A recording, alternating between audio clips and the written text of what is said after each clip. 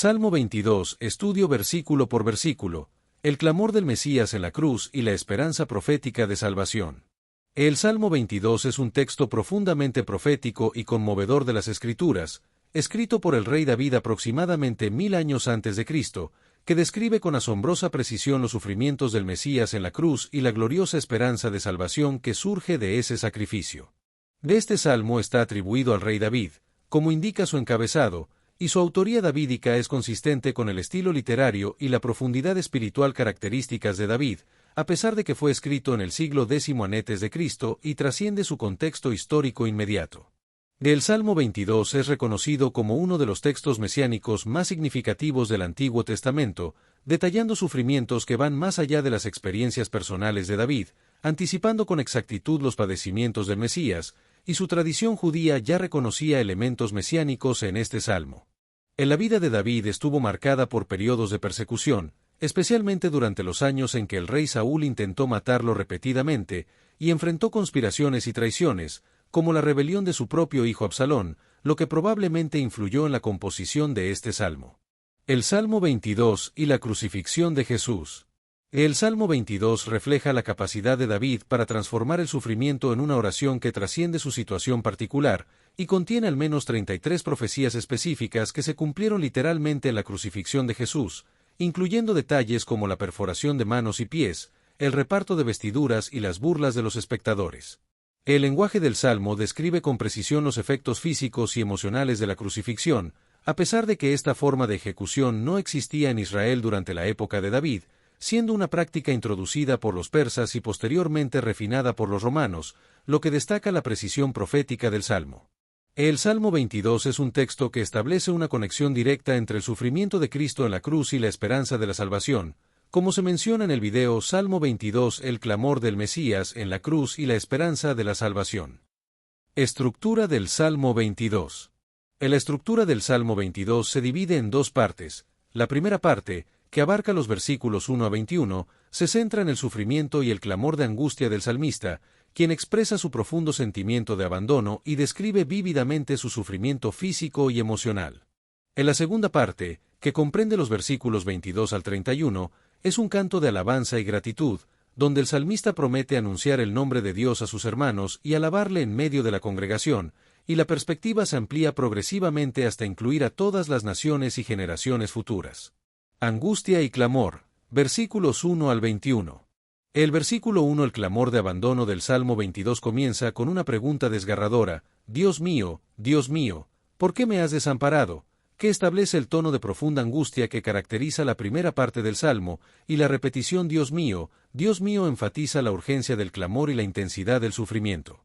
En la cita de Jesús en la cruz, registrada en Mateo 27, 46, establece una conexión directa entre el Salmo 22 y la crucifixión, y cuando Jesús citó el primer versículo del Salmo 22, no estaba simplemente expresando su agonía personal, sino que deliberadamente establecía una conexión con este salmo profético. El punto de inflexión entre los versículos 21 y 22 marca la transición de la angustia a la esperanza, del sufrimiento a la victoria, y el salmista promete anunciar el nombre de Dios a sus hermanos y alabarle en medio de la congregación, lo que sugiere que la oración ha sido respondida. La conexión entre el Salmo 22 y la crucifixión de Cristo es significativa, ya que establece una relación directa entre el sufrimiento de Cristo y la esperanza de la salvación, y la cita de Jesús en la cruz evoca todo el contenido del Salmo, incluyendo sus predicciones sobre la crucifixión y su culminación en victoria.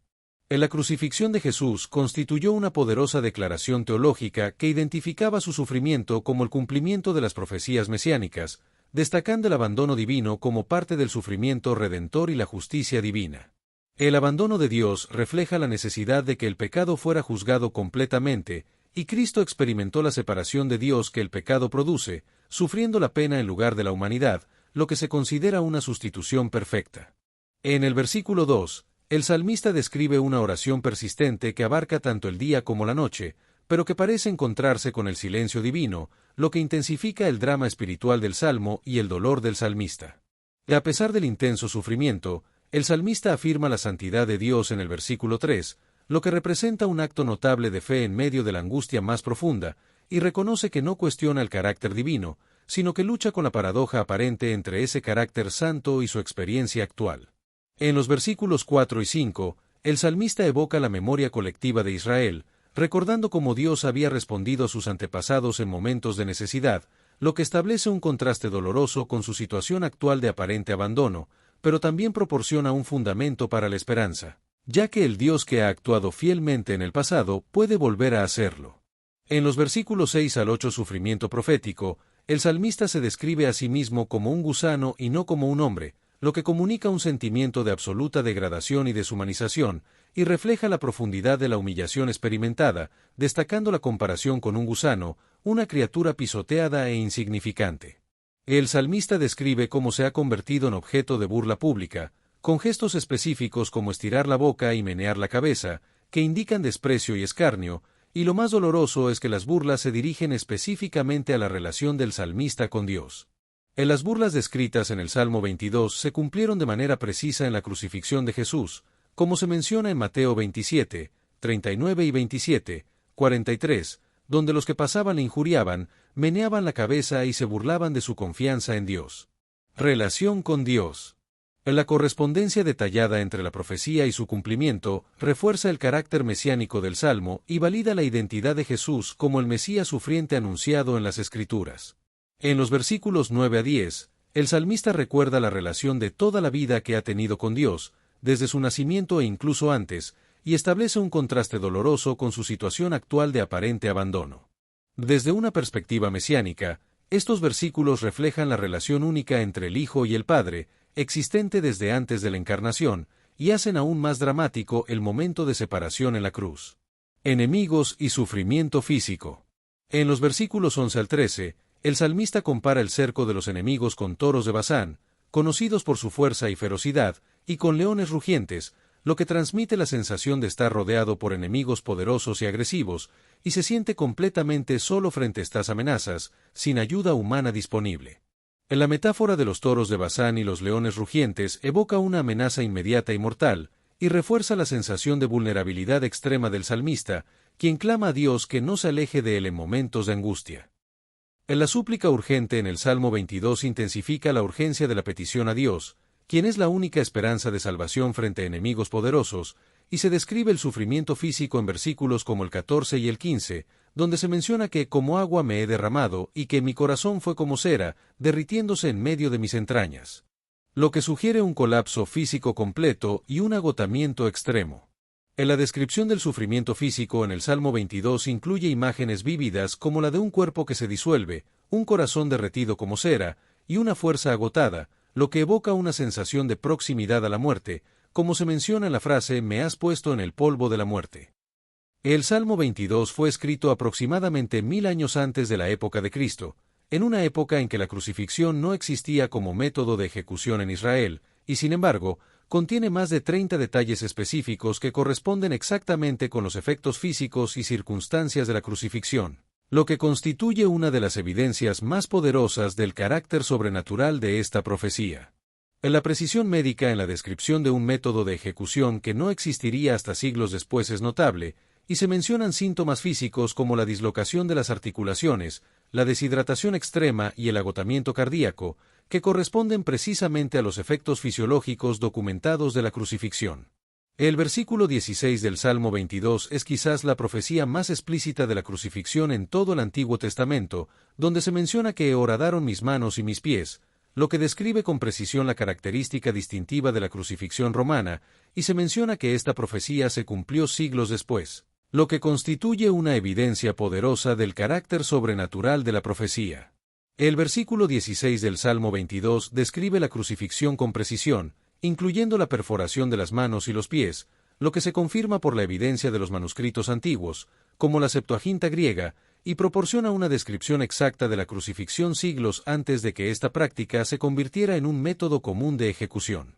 En el versículo 17, contar todos mis huesos refleja la extrema delgadez causada por el sufrimiento prolongado y la posición extendida del cuerpo en la cruz, que estira la piel y hace visibles los huesos y articulaciones, y también describe la exposición pública y la mirada hostil de los espectadores que contemplan el sufrimiento con una mezcla de curiosidad mórbida, desprecio y satisfacción por el castigo infligido. El versículo 18 describe con precisión el detalle específico de la crucifixión de Jesús, donde los soldados romanos dividieron las ropas de Jesús entre ellos y echaron suertes por su túnica, lo que se registra en los 4 evangelios y se cita específicamente en Juan 19, 23-24 como cumplimiento de la Escritura. En los versículos 19 al 21 reflejan la urgencia extrema de la situación, con una petición a Jehová para que no se aleje y apresure el socorro, y describen el peligro inminente de la muerte violenta, con imágenes de leones y búfalos que representan peligros mortales que acechan desde múltiples direcciones, culminando la primera sección del Salmo con un intenso clamor por liberación divina. Del Salmo describe una situación de peligro y sufrimiento, con imágenes de espada, perro, león y búfalos, que rodean al salmista por todas partes, sin posibilidad de escape excepto por la intervención de Dios. Transición a la alabanza, versículos 22 al 31.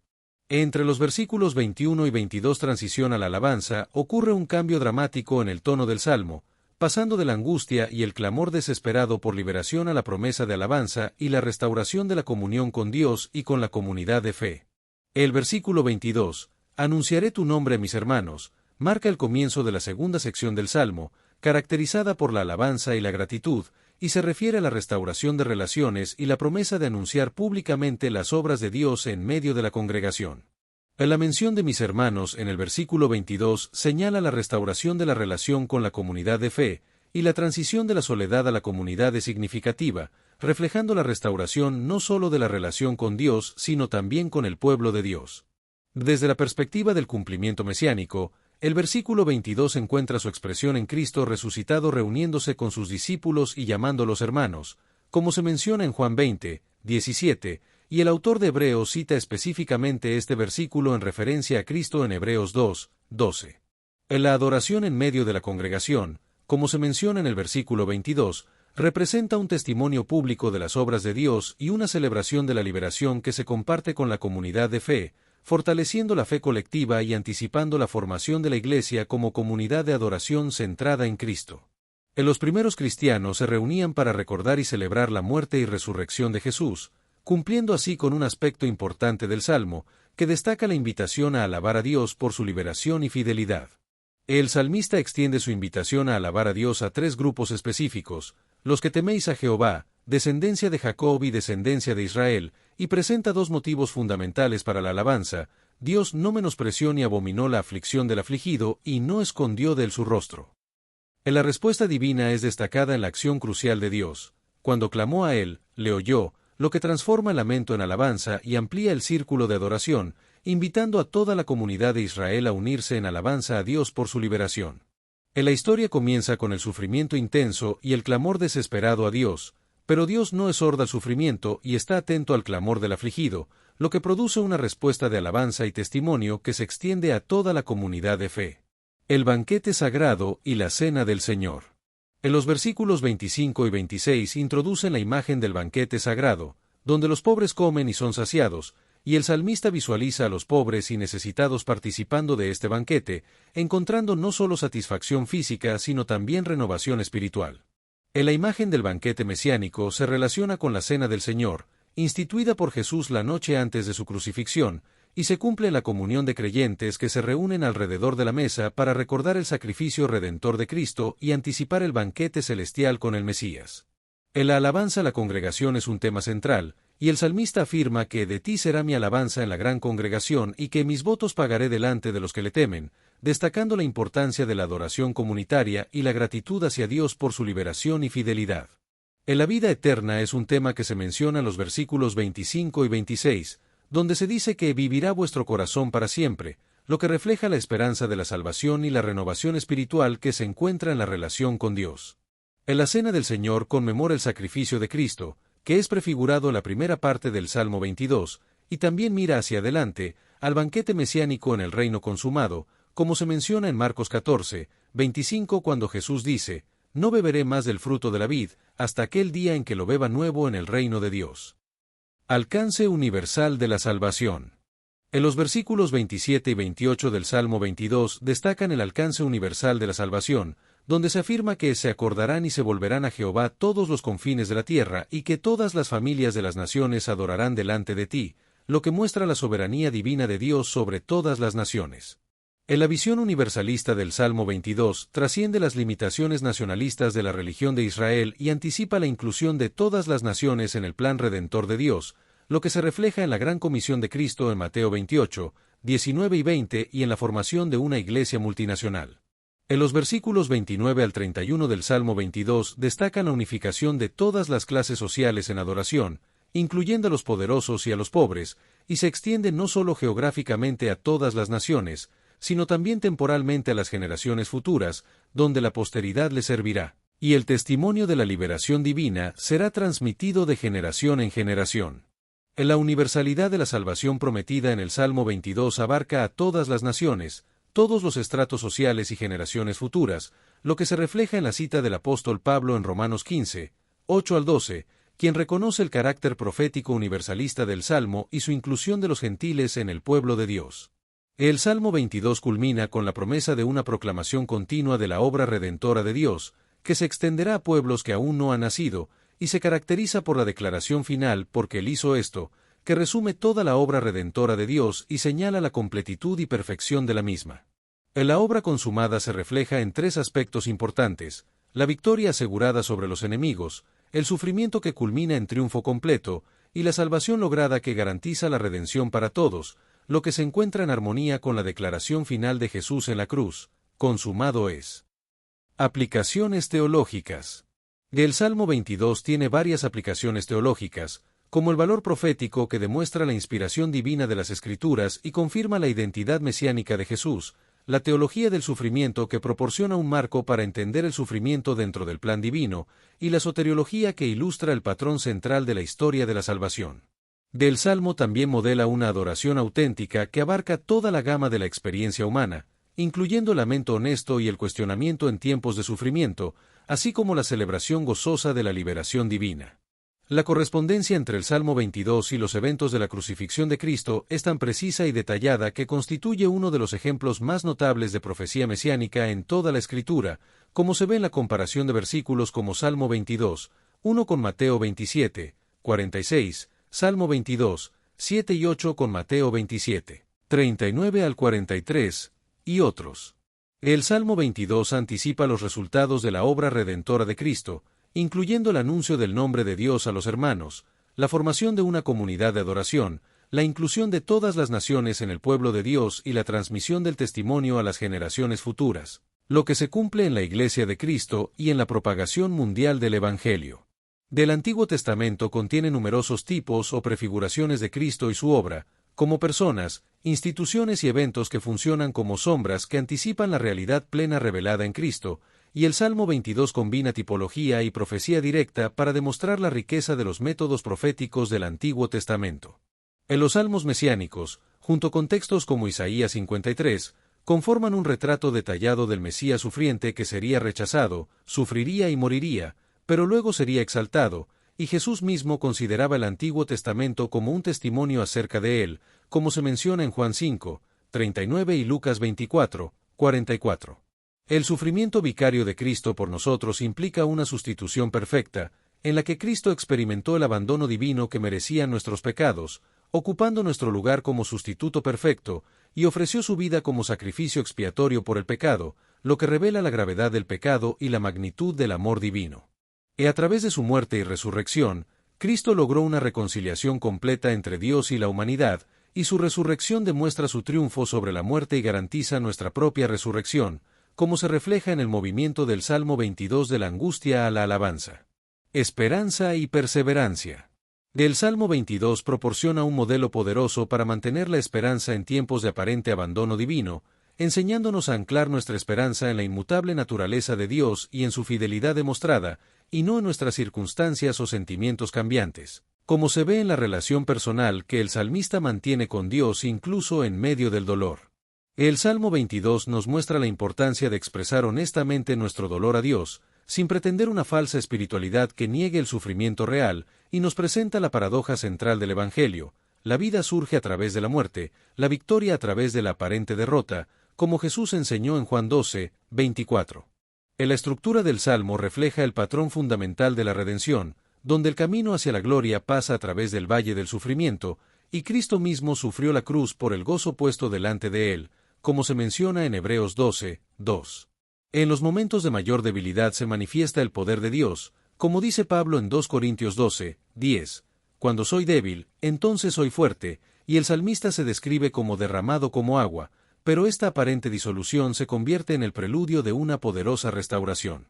El sufrimiento descrito en el Salmo no es aleatorio ni sin propósito, sino que forma parte integral del plan redentor de Dios, y el clamor del afligido es finalmente escuchado y respondido por Dios, aunque no necesariamente en el tiempo o la forma esperados.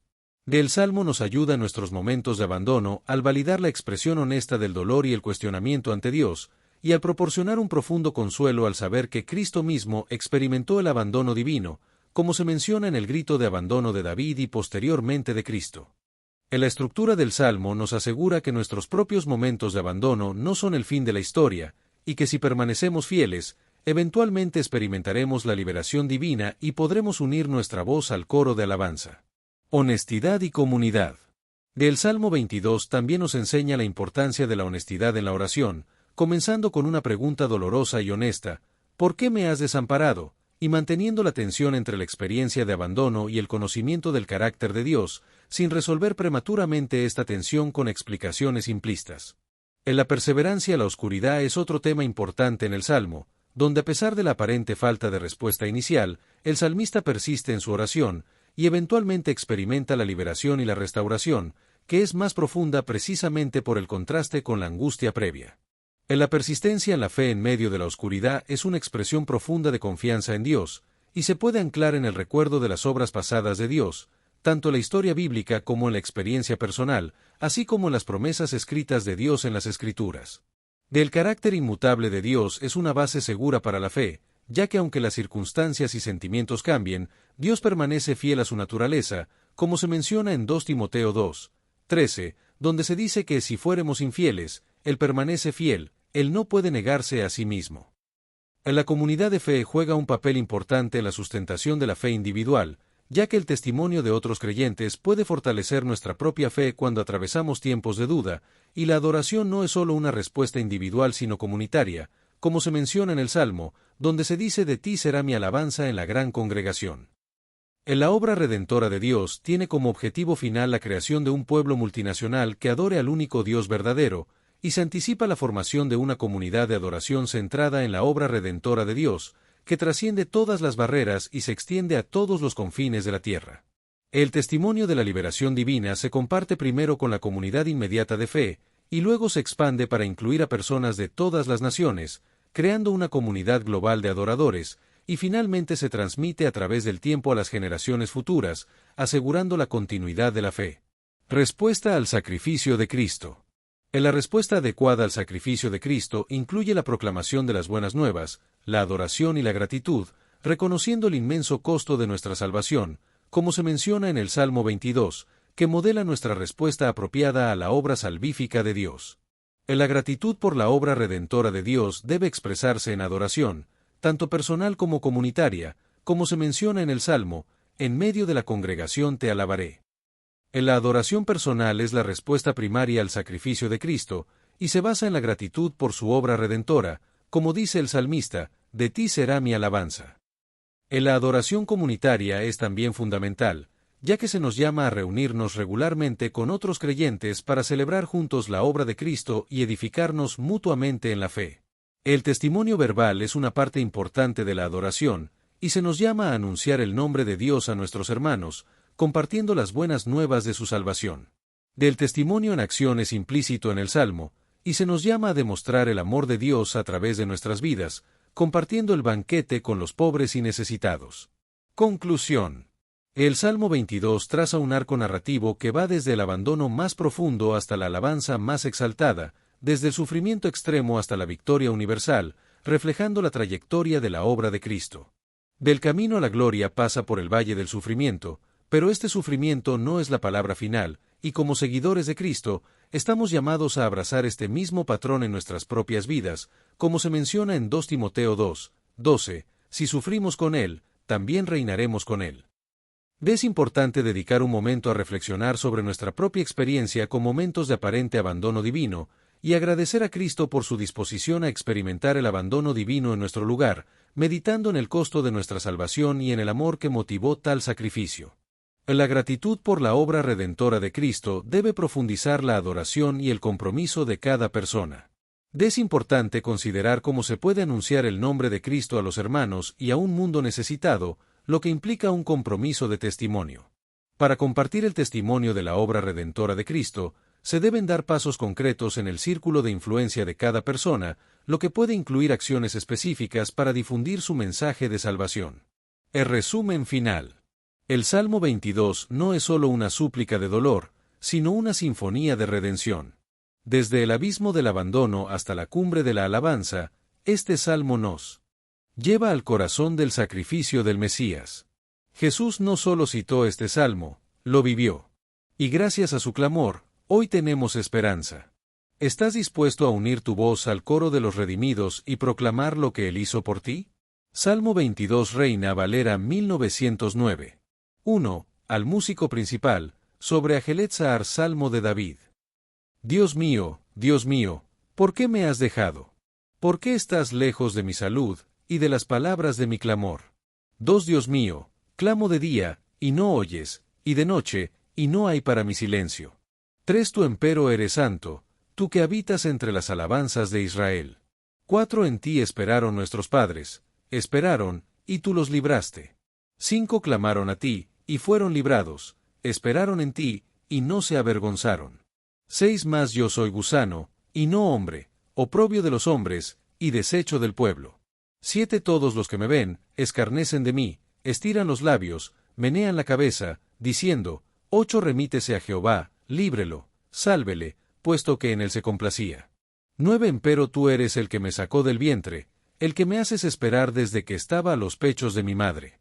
10. Sobre ti fui echado desde la matriz, desde el vientre de mi madre, tú eres mi Dios. 11. No te alejes de mí, porque la angustia está cerca, porque no hay quien ayude. 12. Hanme rodeado muchos toros, fuertes toros de Basán me han cercado. 13. Abrieron sobre mí su boca, como león rapante y rugiente. 14. Heme escurrido como aguas, y todos mis huesos se descoyuntaron, mi corazón fue como cera, desliéndose en medio de mis entrañas. 15. Secóse como un tiesto mi vigor, y mi lengua se pegó a mi paladar, y me has puesto en el polvo de la muerte.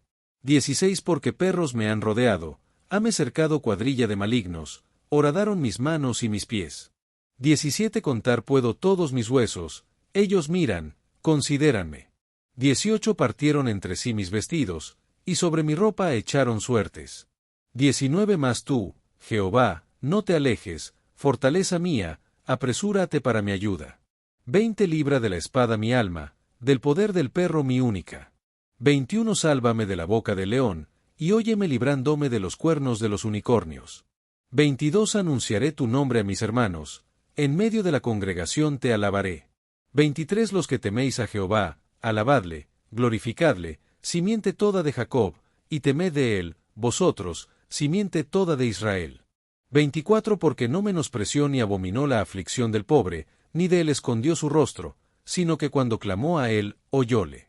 25. De ti será mi alabanza en la grande congregación, mis votos pagaré delante de los que le temen. 26. Comerán los pobres, y serán saciados, alabarán a Jehová los que le buscan, vivirá vuestro corazón para siempre. 27. Acordarse han, y volveránse a Jehová todos los términos de la tierra, y se humillarán delante de ti todas las familias de las gentes. 28. Porque de Jehová es el reino, y él se enseñoreará de las gentes. 29. Comerán y adorarán todos los poderosos de la tierra, postraránse delante de él todos los que descienden al polvo, si bien ninguno puede conservar la vida a su propia alma. 30. La posteridad le servirá, será ella contada por una generación de Jehová. 31. Vendrán, y anunciarán al pueblo que naciere, su justicia que él hizo. Mañana nos espera una nueva jornada, pero hoy, detente a meditar. ¿Estoy caminando a la luz de su palabra? Suscríbete si aún no lo has hecho, comparte este video, y recuerda. Todo se trata de Jesús, el Mesías prometido, el Cristo viviente, nuestra esperanza eterna. Proclamamos al Hijo de Dios, exaltamos su nombre, y llevamos su luz a las naciones. Si este mensaje te edificó, suscríbete para seguir conociendo más de Jesús, el Mesías, y su palabra viva.